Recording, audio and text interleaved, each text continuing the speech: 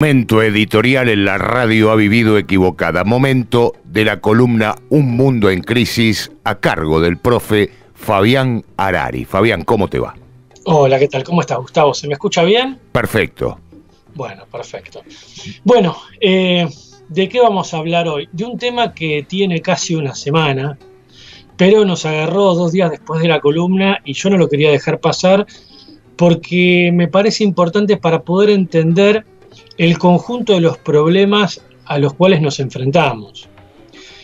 Cuando digo el conjunto de los problemas me refiero a los grandes problemas, no a los pequeños problemas. Nosotros en la columna tomamos a veces grandes, a veces pequeños, de acuerdo a la coyuntura. Pero me parece a mí que la muerte de Menem nos permite entrar en los grandes problemas de la política y de la economía de la Argentina, porque nos permite hacer un balance importante. Lo que uno ve cuando murió Menem es, independientemente de las respuestas de ocasión, una reivindicación muy lavada, digamos, incluso muy poco estridente de los grandes medios, pero en general aparece como una especie de repudio, aunque más allá de los actos públicos aparece en el clima general progresista kirchnerista una idea de este no era del palo, este no era mío. Y en general hay toda una serie de prejuicios en relación a Menem que impiden pensar los problemas de la Argentina. Son más bien obstáculos a pensar los problemas de la Argentina. Por eso yo puse el padre ausente, porque si uno empieza a repasar todo lo que se inaugura a partir de la presidencia de Menem y de la política, digamos, que lleva adelante Menem, uno entiende que hay un antes y un después muy importante. La primera cuestión, lo primero que voy a hacer mención es a que a Menem le pasa algo parecido a Macri, y es que no falta intelectual y no falta progre, digamos, que hable de Menem como un ignorante. Siempre se le achaca el hecho de que haya dicho que había leído las obras completas de Sócrates, o ¿cómo se llama? Lo del avión y que se elevaba a la estratosfera. Sí. Yo realmente no recuerdo qué era lo que había dicho exactamente. Pero quizás Sócrates hizo una edición especial para él. Claro. Bueno, entonces aparecía todo ese tipo de mofas diciendo es un tonto, nos gobierna un tonto. Y en realidad, ahora, después de todo lo que vamos a ver ahora, tonto es el que cree que Menem es tonto. Primera cuestión importante. Cuando vamos a analizar a Menem, vamos a tratar de, si nos alcanza el tiempo, y si no, lamentablemente quedarán muchas cosas afuera, la parte política de él, digamos, su construcción política y la cuestión económica. Porque él efectivamente trae una transformación en ambas cosas. Para analizar a Menem en términos políticos, y cuando digo en términos políticos me refiero a la construcción de las estructuras de dominación política en la Argentina. Cuando pensamos en eso,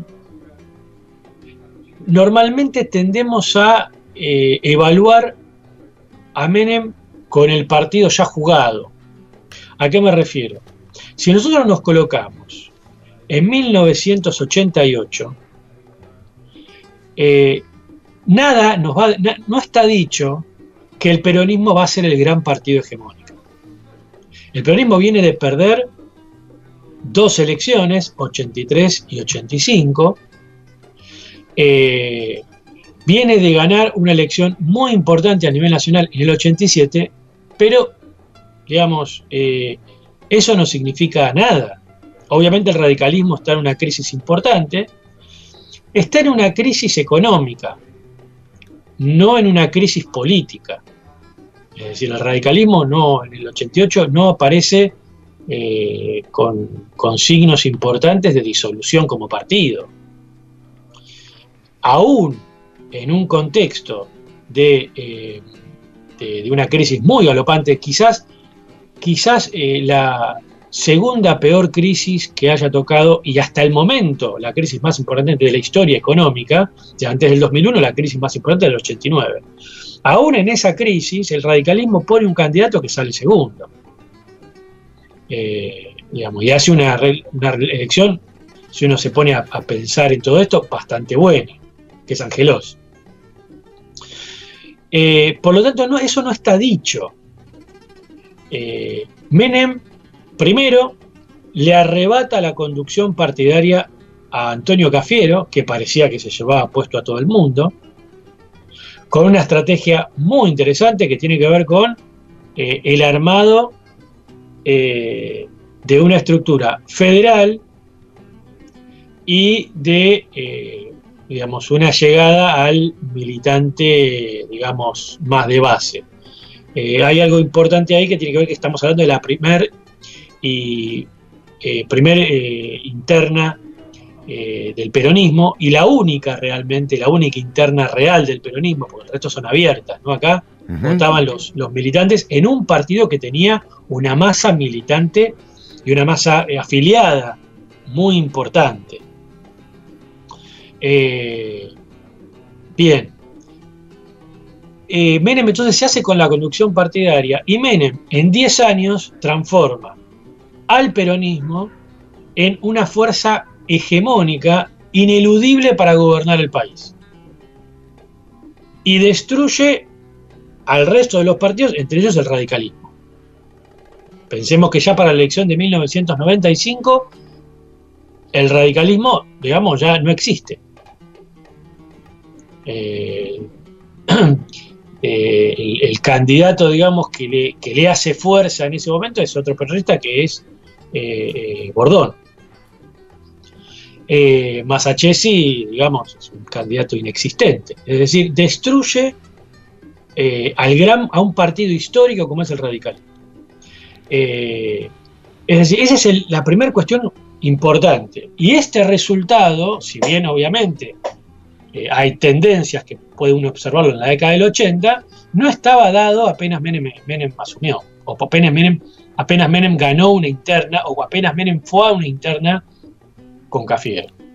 Entonces la primera cuestión es, Menem no sabrá quién es Sócrates, pero Menem transforma a un partido que estaba quebrado. Recordemos que en 1985 el peronismo va dividido. En Buenos Aires va con dos listas, una de Arminio Iglesias y otra de Cafiero.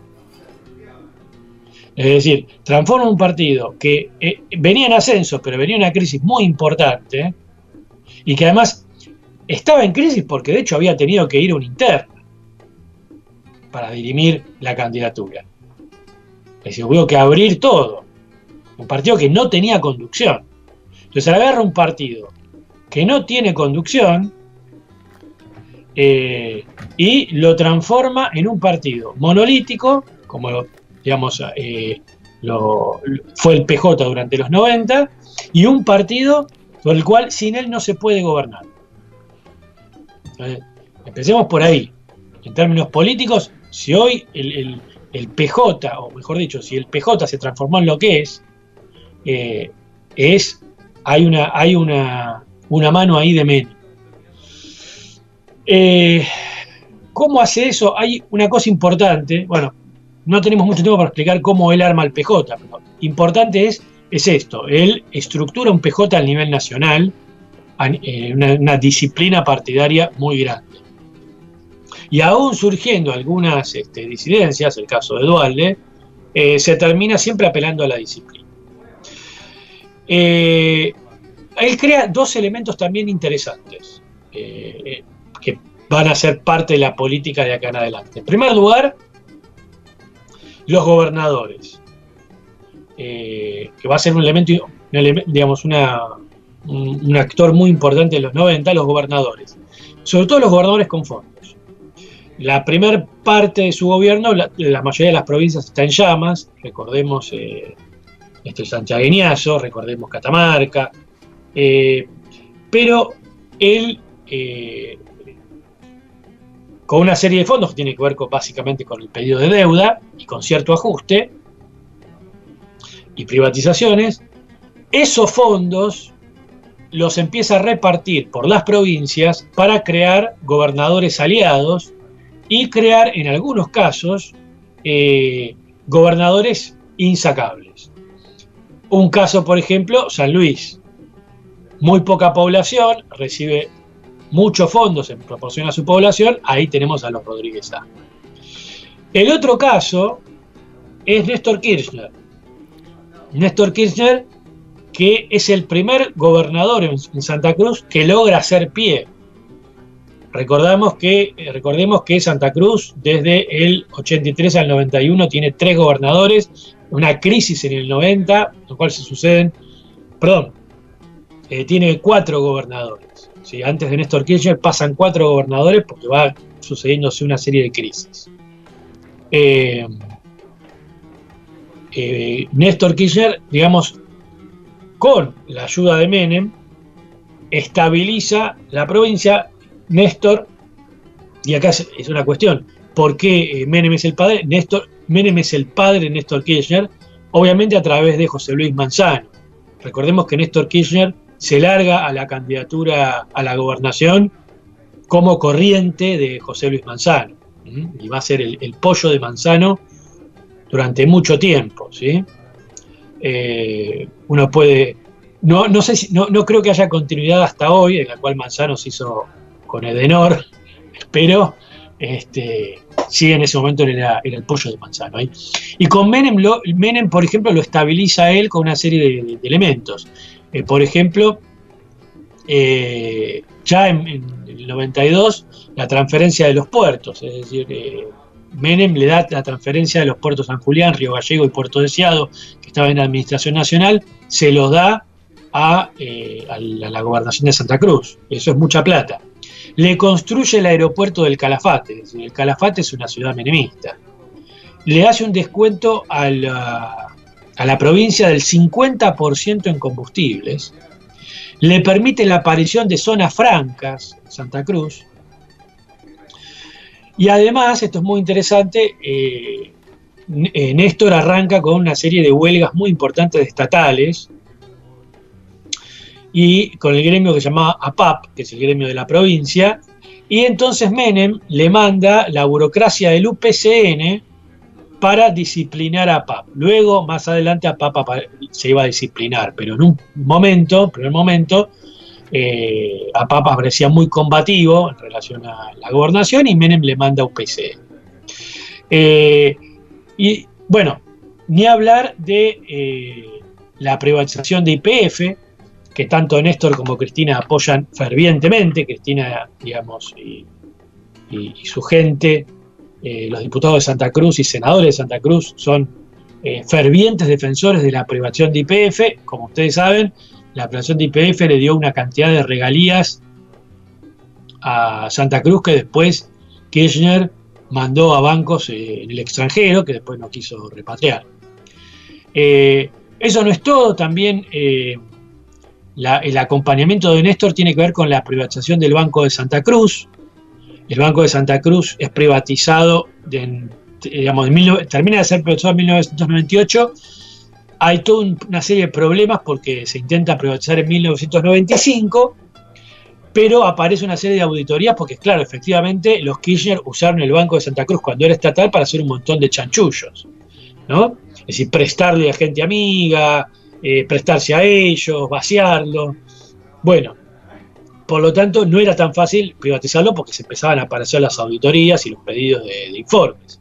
Ahí Menem también le dio una mano muy importante a nivel nacional a Néstor para que pudiera privatizar el banco, que quedó a cargo del grupo Petersen, el grupo Eskenazi, que después se va a hacer cargo también, bajo el kirchnerismo, del Banco de Entre Ríos y el Banco de Santa Fe, entre otras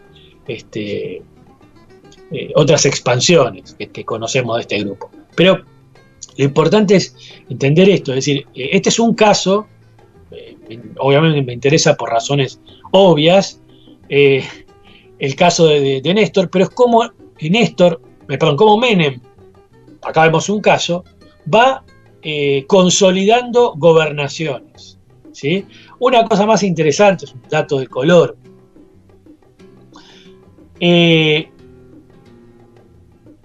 Un diputado de Santa Cruz, en su momento aliado a Néstor, que se llama Rafael Flores,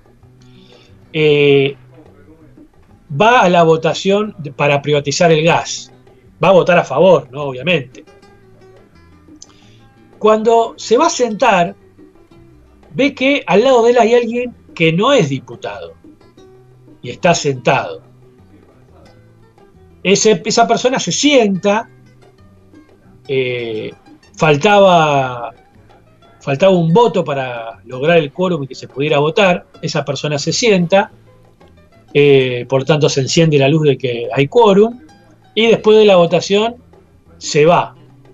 Ese es el llamado conocido como diputrucho. Fue muy resonado en ese momento, que dijo que en realidad no se sentía bien y se sentó porque no se sentía bien. Sí, recuerdo.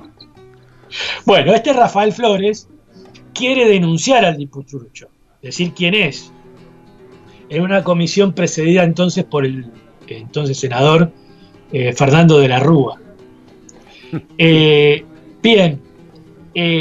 Recibe una llamada de Néstor Kirchner explicándole que no tiene que denunciar a nadie. Como si esto fuera poco, recibe varias advertencias. Recibe una advertencia presencial del gobernador de La Pampa, Marín, pero recibe una serie de llamadas de Néstor Kirchner y como esta persona parece Flores aparecía muy obstinado, Néstor habla con Bauzá para que Bauzá lo llame a una reunión, y efectivamente en esa reunión le dicen que no tiene que decirle, bueno, lo reduce. Para entender un poco esta anécdota, está en realidad para entender un poco la relación que hay entre los Kirchner, la dinastía de los Kirchner, y Menem. Si sin Menem, Néstor no existe, no hubiera existido. Puedo seguir, por ejemplo, el tema del 94, a partir de la reforma del impulso que dan los gobernadores a la reforma constitucional. Recordemos la defensa, hay un video circulando con una defensa acérrima de las políticas de Menem, de Cristina, siendo convencional constituyente. Es un video que circula por todos lados, lo recomiendo. Bueno, eso tampoco era gratis, ¿no?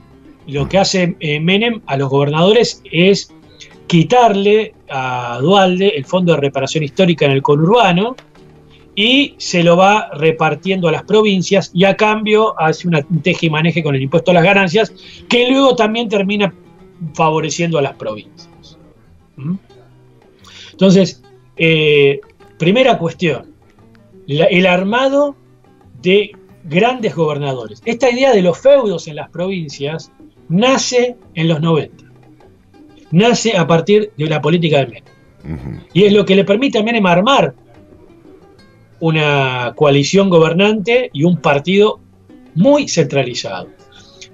Podemos seguir hablando de el conurbano. Se habla de Duhalde, quien domina el conurbano es Menem. El conurbano, digamos, Menem tenía problemas con el conurbano, sobre todo en los primeros años de su gobernación. Recordemos que él sufre 2 hiperinflaciones.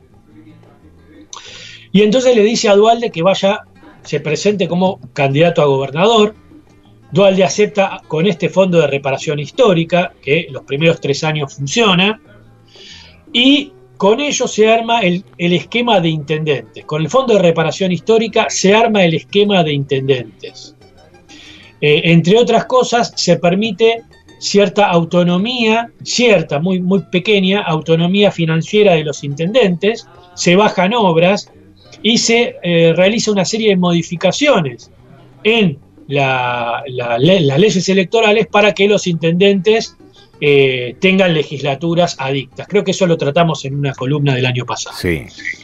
Bien, no vamos más con eso. Pero explicar esto, es decir, él arma la estructura de los gobernadores que hoy conocemos como feudales, él arma la estructura de intendentes que hoy conocemos como varones. Entonces, toda esta política que luego va a regimentar y sobre la cual se va a sustentar el kirchnerismo, gobernadores, intendentes, es una creación del menemismo. Por eso es el padre de la política burguesa. Es el padre de la reconstrucción política burguesa. Uh-huh. Vamos a la economía, que nos queda poco tiempo. Dos cuestiones importantes. Primera, Menem no es un liberal, no es un neoliberal, es un desarrollista. Bajo el gobierno de él hubo muchos impuestos a la importación, hubo muchas ramas de la economía que tuvieron entre el 20 y el 30 o 35% de impuestos a la importación. Liderando todo ese conjunto, las automotrices. Famoso acuerdo con las automotrices que, digamos, les permitió subsistir, desarrollarse en condiciones de una baja productividad en relación a la productividad mundial. Lo que él hizo es otra cosa, a ver si me alcanza un poquito el tiempo. Él actuó un tipo de cambio. Con el 1 a 1, ¿qué significa la convertibilidad? Significa, digamos, antes y después de la convertibilidad hay una paridad. Yo puedo emitir, si yo tengo algún problema, emito y bueno, se devalúa la moneda, ¿sí? Ante cualquier problema de caja, emito. Cuando yo tengo el 1 a 1, por cada dólar o por cada peso en la calle, mejor dicho, tiene que haber un dólar. Por lo tanto, por cada dólar tiene que haber un peso. ¿Eso qué significa? Que yo no puedo emitir. Si tengo un problema de caja, no lo puedo resolver emitiendo. Y por lo tanto, digamos, licuándolo y tirándolo para adelante. Tengo que ajustarme como sea. O corto todos los gastos o pido plata, que es lo que hace Menem. Menem pide plata de dos formas. Con la deuda externa y con las privatizaciones. Con eso va generando una caja que le permita no hacer un ajuste completamente extremo, sobre todo a la burguesía, y por el otro lado, digamos, mantener, no hacer ese ajuste extremo, y por el otro lado, no tener que devaluar o no tener que irse de la convertibilidad. ¿Y a qué apostó con el 1 a 1? Porque el 1 a 1 era ficticio, obviamente. La Argentina no tiene una productividad igual a la productividad norteamericana. ¿Sí? Eso otra vez se tenía que tapar con algo. Digamos, a lo que Menem aspiraba, el proyecto desarrollista de Menem, era que por el momento se protegía una cantidad de empresas, por el momento se tapaba todo eso con deuda y con privatizaciones, pero que los empresarios iban a modificar su productividad, iban a incrementar exponencialmente su productividad de tal forma de en algún momento llegar a acercarse al 1 a 1 y que ya el 1 a 1 pudiera ser un 2 a 1 real, es decir, una especie de tirar la pelota hacia adelante y que ellos la vayan a buscar. Ajá. Eso no pasó por la burguesía que tenemos, es una burguesía parásita que en ningún momento fue capaz de hacer todo eso. Pero además, algunas cuestiones interesantes que tienen que ver con las realizaciones, por decirlo así, económicas de Menem, que son la base de la economía postmenemista y la base también de la política. Por ejemplo, el aumento de la tasa de explotación bajo los 90. Ese aumento de la tasa de explotación se mantiene, se incrementa bajo el kirchnerismo, pero es la base sobre la que empiezan a trabajar los gobiernos que vienen de Menem en adelante. Es decir, los gobiernos que vienen de Menem en adelante no retroceden con respecto a la tasa de explotación, la incrementan, pero ya tiene una tasa de explotación suficientemente alta. Y otra cuestión, la degradación de las condiciones de vida. Bajo el menemismo hay una degradación de las condiciones de vida tan grande, sobre el cual ya no se vuelve. Y por lo tanto esa degradación de las condiciones de vida aceptada permite pagar salarios más bajos. Yo siempre recuerdo dos cosas. Primero, ¿cuándo empezaron las rejas en la Argentina? Cuando yo era chiquito, en los años 80, 70, 80, la verdad, vamos a decir la verdad, nací en el 74, así que hasta el 84 fui un niño, 84, 88, sí. No existían las rejas. Yo no sé cómo será la vida allá en San Bernardo. Bueno, yo iba a San Bernardo cuando era chico. Sí.